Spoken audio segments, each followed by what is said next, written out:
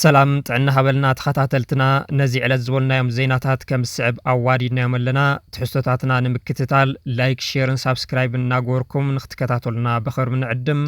ፈለማ ዓበይቲ ነጥብታት ክነስማዓኩም ሰለስተ ጥቅምቲ 2018 ዓመተ ምህረት ኣብ ከተማ መቐለ ዝጀመረ ሰላማዊ ሰልፊ ሰራዊት ትግራይ ትማል እውን ቀፂሉ ኣብ ዝተፈላለዩ ከባቢታት ተኻይዱ መንገድታት ካብን ናብን እውን ተዓጽዮም ውዒሎም መንግስት ፌደራል ንትግራይ በጀት ከም ዝኸልከለ ተሓቢሩ ካብ በጀት ብተወሳኺ ነዳዲ ናብ ትግራይ ንኸይኣቱ ከልኪሉ ተባሂሉ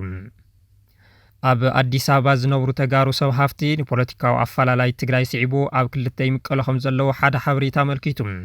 እቲ ኣፈላላይ ጉጅለ ጌታቸውን ጉጅለ ደብረጽዮንን ብዝብል ከም ዝኾነ እውን ተሓቢሩ ኣሎ ናይዚኦምን ካልኦትን ዝርዝር ክነስምዐኩም ኢና ሰናይ ምክትታል ሰለስተ ጥቅምቲ 2018 ዓመተ ምህረት ኣብ ከተማ መቐለ ዝጀመረ ሰላማዊ ሰልፊ ሰራዊት ትግራይ ትማል እውን ቀፂሉ ኣብ ዝተፈላለዩ ከባቢታት ተኻይዱ እቲ ኣብ ከባቢታት ስንቃጣ ጎርመዶ ሓውዜንን ኣጉላዕን ዝተኻየደ ሰልፊ ንመስመር መንገዲ ዓዲግራት ውቕሮ መቐለ ነበለት ሓውዜን ዓድዋ ኣቋሪፁ ከም ዝነበረ እውን ወፁ ሓበሬታታት የመልክቱ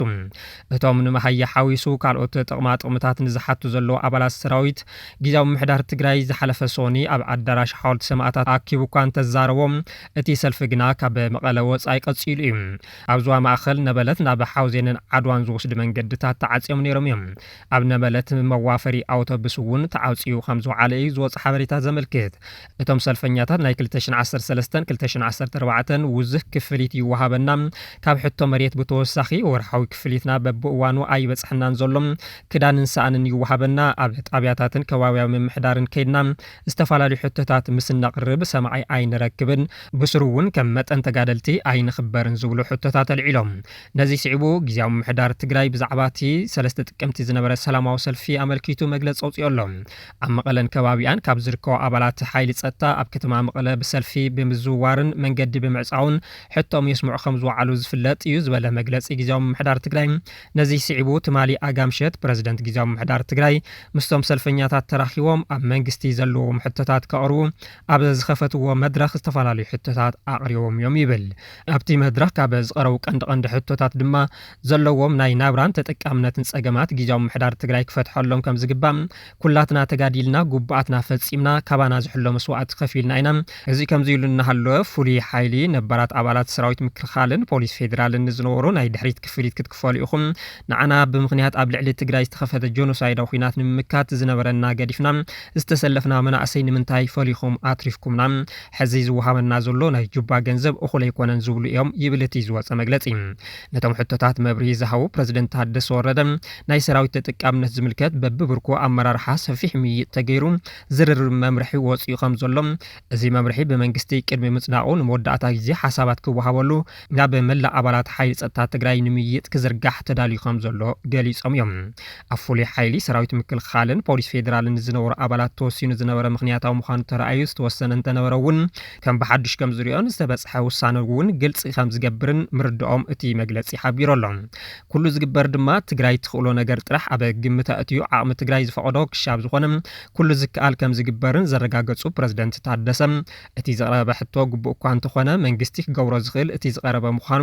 ብዝርዝር ቀሪቡ እቲ ኣኼባ ተዛዚሙ እቶም ኣባላት ሓይሊ ጸጥታ ትግራይ እውን ብሰላም ናብ ቦትኦም ተመሊሶም እዮም ብምባል ሓቢሩ ኣሎ እቲ መግለፂ ጊዜያዊ ምምሕዳር ትግራይ ዝወፀ ትማሊ 4 ጥቅምቲ እኳ እንተኾነ ነቲ ትማሊ ዝተኻየደ ተመሳሳሊ ሰልፊ ግና ክገልጾ ኣይደልየን ሰራዊት ትግራይ ዘልዕሎ ዘሎ ሕቶ ፍትሓውን ግቡእን እኳ እንተኾነ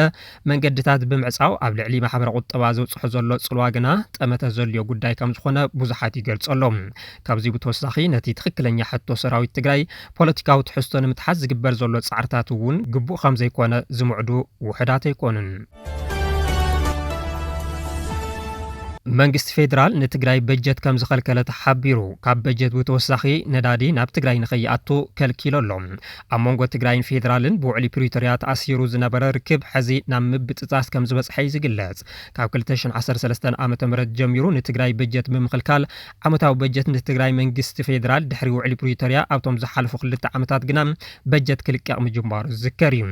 ይኹን እምበር ብልጽግና በጀት ዓመት 2018 ዓ.ም ብፓርላማ ኣጽዲቑ ብቤት ምክሪ ፌደሬሽን ስልሒት በጀት አካይዱ እኳ እንተነበረ ዛጊድ ግና ናብ ትግራይ ከም ዘይለቀቆ እዩ ዝግለጽ ዘሎ ብመሰረት እዚ ድማ ብልጽግና ዛጊድ ናይ 2018 ዓመተ ምህረት በጀት ትግራይ ከም ዘይለኣኸን ካብዚ ተወሳኺ ድማ ነዳዲ እውን ከም ዘቋረፀን ዝተረኸበ ሓበሬታ የምልክት በጀት ርብዕ ዓመት ቀዲሙ ክልቀቕ እኳ ይግብኦ እንተነበረ ሕዚ ቀዳማይ ርብዕ ዓመት ተወዲኡ ካልኣይ ርብዕ ዓመት ከም ዝኣተወ ዝገለጹ እቶም ፍልፍላት ጊዜያዊ ምምሕዳር ትግራይ ንመንግስቲ ፌደራል ተደጋጋሚ ሕቶ እኳ እንተገበረ እዚ ዝበሃል መልሲ ከም ዘይተዋሃቦ እዩ ዝግለጽ ይኹን እምበር ጊዜያዊ ምምሕዳር ትግራይ በጀት ተኸልኪለ ኢሉ ብግልፂ ክዛረብ ከም ዘይከኣለ ዝዛረቡ ፈለጥቲ ውሽጢ ናይዚ ምክንያት ድማ ኣብ ትግራይ ዘሎ ፖለቲካዊ ኩነታት ንኸይጋደድ ብምስጋዕ ከም ዝኾነ ሓቢሮም ህወሓት ምስ ሻዕብያን ፋኖን ርክብ ይፈጥር ኣሎ ኢሉ ዝኸስስ ብልጽግና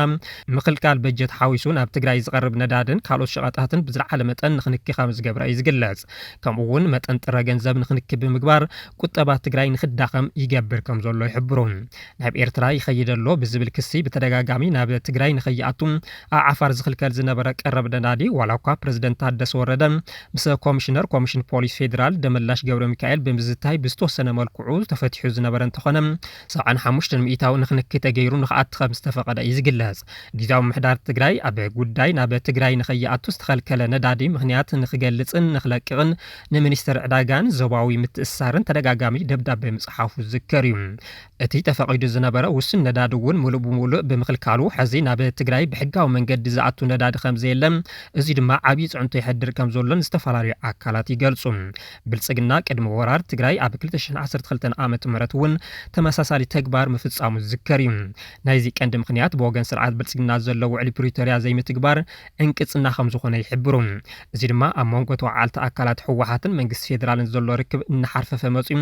ዳግም ናብ ኩናት ንኸይእቶ ስግኣት ፈጢሩ ይርከብ በዚ እውን ብልጽግና ብዓፋር ወሎ ወልቃይትን ጸለምትን ዝለዓለ ሰራዊት የጸግዕ ከም ዘሎን ቅድሚ ሕዚ ፈሪስ ዝነበረ እዚ ሰሜን ከይተረፈ ከም ብሓድሽ ብምጥያሽ ብልጽግና ንሰራዊቱ ናብ ትግራይ ከኣቱ ብፍላይ ድማ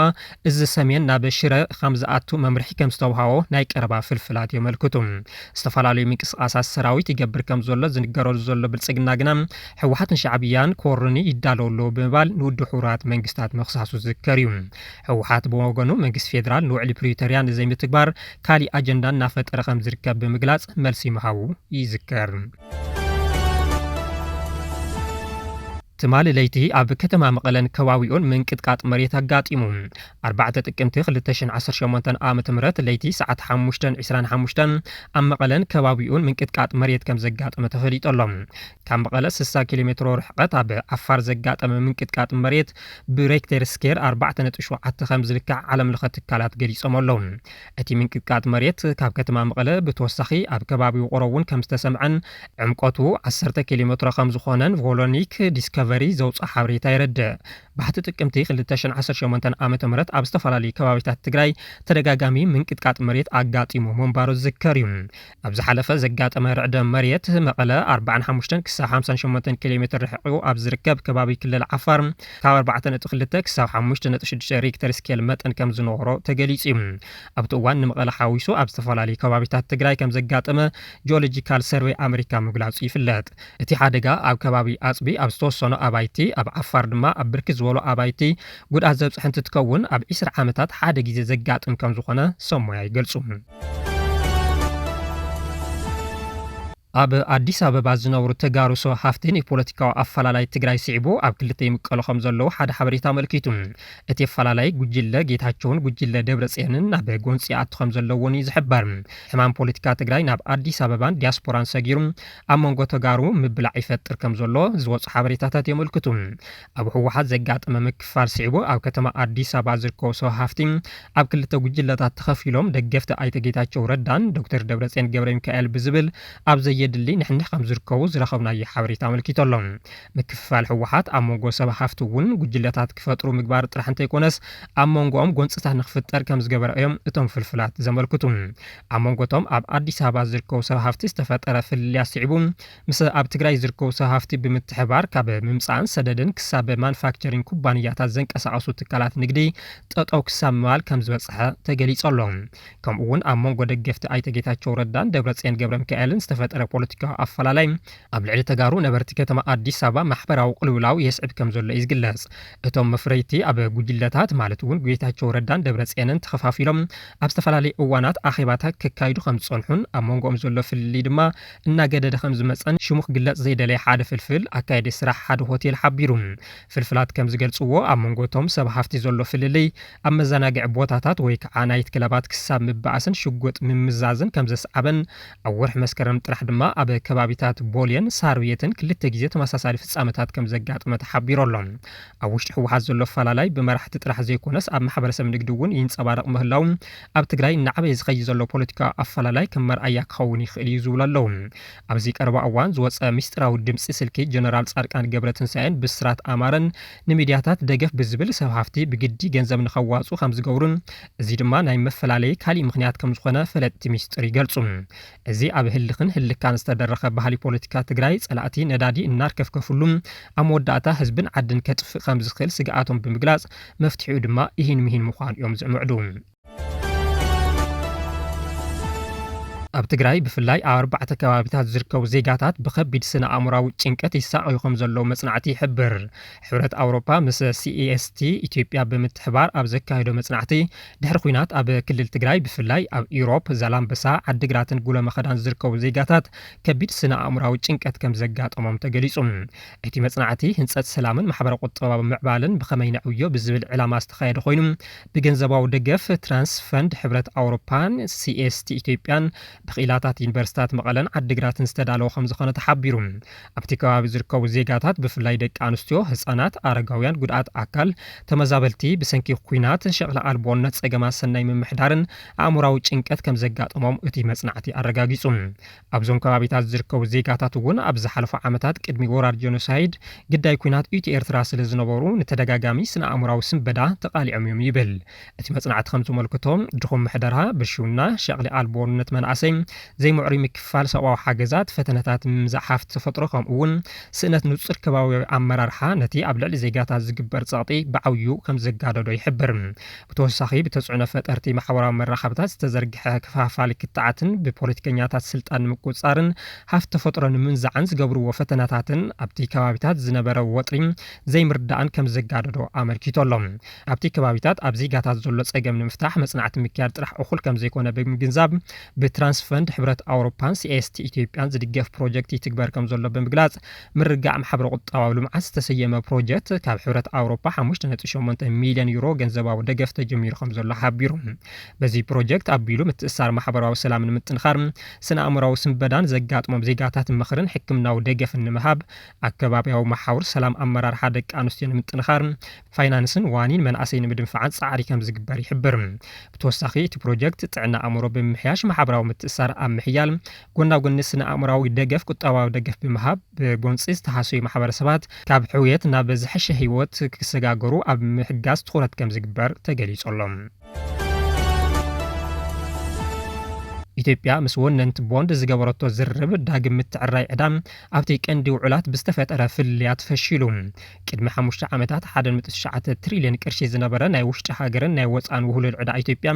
ኣብዚ ሕዚ እዋን ናብ 3.9 ትሪልዮን ቅርሺ ከም ዝተጸግዐ ይግለጽ። ብጉጅለ ፓሪስ ዝፍለጣ ኣለቃሕቲ ሃገራት ክሳብዚ ዝሓለፈ ዓመት ልዕሊ 950 ሚልዮን ዶላር ንኢትዮጵያ ኣለቂሕና እየን። ካብዚ ኣስታት 29 ቢልዮን ዶላር እቲ ሃገር ካብ ኣህጉራውያን ትካላት ገንዘብ ዝተለቀሐ ኢትዮጵያ ብሰሉስ ኣብ ዝሃወቶ መግለጺ ምስ ወነንቲ ቦንድ እትገብሮ ዝነበረት ዝርርብ ዳግሚ ውደባ ዕዳም ብሰንኪ ኣብ ወሰንቲ ውዕላት ብዝተፈጠረ ዘይምርዳእ ነቲ ንኣስታት 2 ዓመታት ዝጸንሐ ፋይናንሳዊ ዘይርጉጽነት እቲ ሃገር ከም ዘናውሐት ገሊጻ ክብል ሮይተርስ ጸብጺቡ ኣሎ። ብተዛማዲ ዜና ብሚኒስተር ፋይናንስ ኣሕመድ ሺዴ ዝምራሕ ላዕለዋይ ልኡኽ ኢትዮጵያ ምስ መራሕቲ ባንኪ ዓለምን ዓለም ለኸ ትካል ገንዘብ IMFን ኣብ ዋሽንግተን DC ኣብ ዝካየድ ዘሎ ዓመታዊ ኣኼባታት ተራኺቡ ኣጀንዳ ውሽጣዊ ቁጠባዊ ጽገና ኢትዮጵያ ንምቅላጣፍ ተወሳኺ ደገፍ ሓቲቶሎም። እቲ ልኡኽ ንመራሕቲ IMF ርኡይ ውፅኢት ናይቲ ምምሕያሽ ብፍላይ ድማ ምንካይ ዘቕባብ ዋጋ ምውሳኽ ሰደድ ወርቂ ከምኡውን ዝተመሓየሸ ናይ ንግዲ ሃዋህው ኣቕሪቡ እዩ። እዚ ግን ናይ ሕሶት ጸብጻብ ከም ዝኾነ እዩ ዝተፈላለዩ ኣካላት ዝገልጹ ዘለዉ። ሚኒስተር ኣሕመድ ሺዴ እዚ ምምሕያሻት እዚ እናሃሎ ነቲ ጽገናታት ምቕጻል ብዙሕ ወጻእታት ከም ዝሓትት ኣመልኪቱ። IMF ንዘይተለወጠ ድልየታት ፋይናንስ ኢትዮጵያ ንምምላእ ሕድገታዊ ፋይናንስ ንኽውስኽ እውን ሓቲቶም ኣለዉ። ይኹን እምበር ዋጋ $1 ሸርፊ ወጻኢ ብሓደ ግዜ ብ9.9 4 ቅርሺ ብምውሳኽ ካብ ዝነበሩ 138 ናብ 148 ክብ ንኽብል ተኣዝዩ ዘሎ ብIMFን ወርልድ ባንክን። ክቡራት ተኸታተልትና ናይዚ ዕለት ዜናታት ኣብዚ ይዛዘም ስለ ዝተኸታተልኩምና ብምስጋን ክንፍለየኩም ሰላም ብርሃን ኩኑ።